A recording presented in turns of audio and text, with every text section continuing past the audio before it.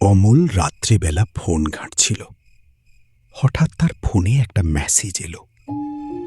মেসেজটা দেখে তার হাত কেঁপে উঠল। রাহুল, কিন্তু রাহুল তো... অমলের বুক ধড়ফড় করতে লাগলো। রাহুল, তার সেই পুরনো বন্ধু, যে আজ থেকে প্রায় 5 বছর আগে এক ভয়ঙ্কর দুর্ঘটনায় মারা গিয়েছিল।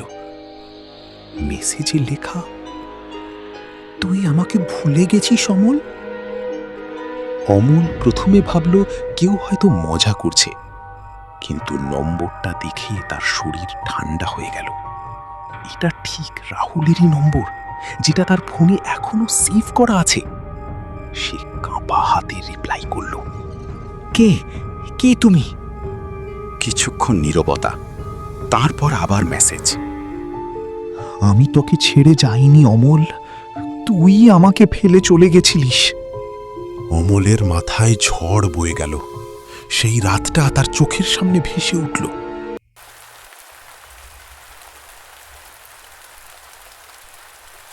অনেক দেরি হয়ে গেল বল, একটু আগে বেরোলে ভালো হতো।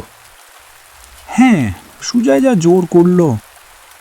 যাক, ওর বিয়ের খাওয়া দাওয়াটা ভালোই হলো বল। হ্যাঁ, কিন্তু এখন তাড়াতাড়ি চল, না হলে এই বৃষ্টিতে ভিজে শরীর খারাপ করবে।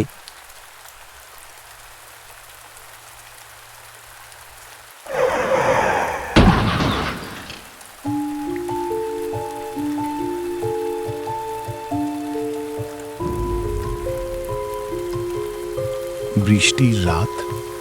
অমল আর রাহুল বাইকে ফিরছিল। হঠাৎ দুর্ঘটনা।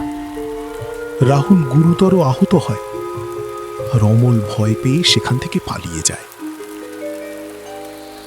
পরের দিন খবরের কাগজে চোখ পড়তেই অমলের বুকটা কেঁপে উঠল। অমল বাইক দুর্ঘটনায় মারা গিয়েছে। অমল কখনো কাউকে সত্যিটা বলেনি। হঠাৎ আবার ফোনে মেসেজ এলো, আজও আমি সেই রাস্তায় সরে আছি, খুব কষ্ট হচ্ছে অমল।